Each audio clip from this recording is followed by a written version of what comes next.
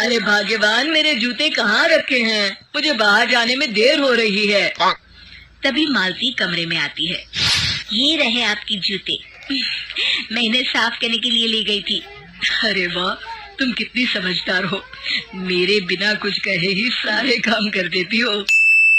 तभी मालती झिझकते हुए रमेश से कहती है, सुनिए जी, आपसे एक बात कहूँ, बुरा तो नहीं मानेंगे ना? अरे नहीं नहीं, बेफिक्र होकर कहो।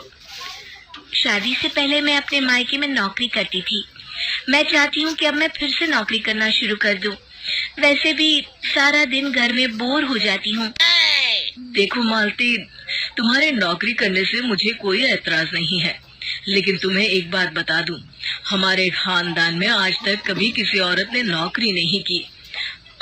फिर भी एक बार तुम माँ से पूछ कर देखो, अगर वो तुम्हें नौकरी करने की इजाजत दे देती है तो अच्छी बात है। रमेश वहाँ से चला जाता है। फिर उसी शाम मालती अपनी सास के पैर दबा रही होती है। तभी उसकी सास मालती से कहती है, अरे क्या बात है बहू, आज तो ठीक तरह से मेरे पैर नहीं दबा रही।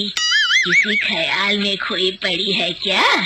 मैं भी तो जानूं आखिर बात क्या है। दरअसल वो माँ जी।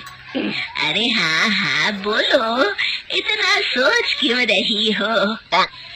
माँ जी, अगर आप बुरा न माने तो मैं नौकरी करना चाहती हूँ। घर के काम करने के बाद मेरे पास काफी वक्त बच जाता है। मालती की ये बात सुनकर उसकी सास गुस्से में कहती है, अरे बहू, तेरी तबीयत तो ठीक है ना? आज ये कैसी बहकी बहकी बातें कर रही है?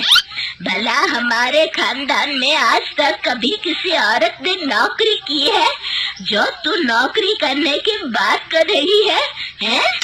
अरे बहू, तू क्या रिश्तेदारी में हमारी नाक कटाना चाहती है? जितना जल्दी हो सके अपने दिमाग से नौकरी का भूत उतार दे, और अब जा, जल्दी से रसोई में जा, खाना बनाने का वक्त हो रहा है। मालती मन मार कर खाना पकाने के लिए रसोई घर में चली जाती है। अगले दिन, नमस्ते माँ जी, कैसी हैं आप?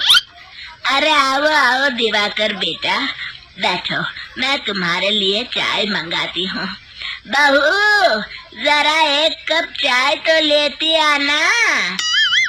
फिर दिवाकर एक फाइल खोलकर मालती की सास के सामने रख देता है। ये देखिए माँ जी, ये है पिछले महीने का हिसाब और ये रहे मुनाफे के रुपए। एक बार हिसाब देख लीजिए और इन कागजों पर अपने दस्तखत कर दीजिए। अरे दिवाकर बेटा, मैंने भला आज तक कभी तेरा हिसाब देखा है जो अब देखूंगी? ला बता, कहाँ दस्तखत करूं? तभी मालती चाय लेकर वहाँ आ जाती है और अपनी सास को बिना कागजातों को पढ़े इस तरह लापरवाही से दस्तखत करते हुए देखकर हैरान रह जाती है। अच्छा माँ जी, अब मैं चलता हूँ, फैक्ट्री में बहुत काम है। फिर दिवाकर वहाँ से चला जाता है।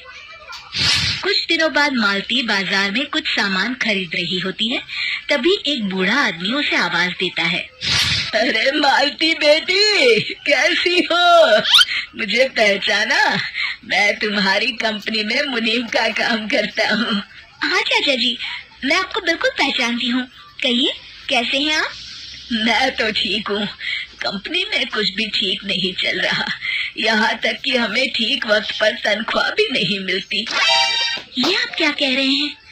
अब क्या बताऊं, आप लोग तो कभी हिसाब किताब देखने दफ्तर आते नहीं। मेरी मानो तो एक बार आप लोग दफ्तर आकर सारा हिसाब किताब देख लो, आपको असलियत पता चल जाएगी। अच्छा बेटी, अब मैं चलता हूँ, देर हो रही है। फिर वो बूढ़ा वहाँ से चला जाता है। वहीं दूसरी तरफ मालती घर पहुंचकर अपनी सास को सारी बात बताती है। तभी वहाँ रमेश भी आ जाता है, लेकिन मालती की सास मालती की किसी भी बात पर विश्वास नहीं करती। तभी रमेश कहता है, अरे माँ, बिना आग के कभी धुआं नहीं उठता। जब मालती इतना कह रही है तो हमें एक बार दफ्तर चलकर देख लेना चाहिए। वैसे भी हम लोग काफी दिन से अपने दफ्तर नहीं गए हैं। इस तरह किसी एक आदमी के भरोसे काम छोड़ना मुझे भी ठीक नहीं लगता। अगले दिन वे सभी अपने दफ्तर पहुंचते हैं और सीधे दिवाकर के कैबिन में जाते हैं। अचानक सबको एक साथ देखकर दिवाकर चौंक जाता है। अरे माँ जी, आप सब लोग अचानक यहाँ कैसे आ गए? अगर कुछ काम था तो मुझे एक फोन कर दिया होता, मैं आपके घर आ जाता। तभी मालती की सास कहती है, अरे दिवाकर बेटा, आज मैं हिसाब देखने दफ्तर आई हूँ। जरा मुझे पिछले 6 महीनों का हिसाब दिखाना तो बेटा। दिवाकर घबराते हुए हिसाब की फाइल मालती की सास को देता है। मालती की सास फाइल लेकर मालती को देती है और कहती है, ले बहू, देख ले हिसाब। मालती फाइल को बड़े गौर से देखती है और अगले ही पल उसे सारी गड़बड़ी समझ में आ जाती है। वो अपनी सास से कहती है, माँ जी, मुनीम चाचा बिल्कुल सही कह रहे थे। हमारी कंपनी में पिछले 6 महीनों में जितना मुनाफा हुआ है, हमें उसका आधा पैसा भी नहीं मिला। यूँ समझ लीजिए कि 1 रुपये में सिर्फ चवन्नी ही हमारे हाथों में आई है। मालती की बातें सुनकर मालती की सास गुस्से से दिवाकर को पूछती है, क्यों दिवाकर, मेरी बहू जो कह रही है वो सच है? दिवाकर समझ जाता है आज उसका भांडा फूट चुका है। वो गिड़गिड़ाते हुए कहता है, मुझे माफ कर दीजिए माँ जी, मैं पैसों के लालच में अंधा हो गया था। अरे वाह दिवाकर, तू तो एक नंबर का चोर निकला।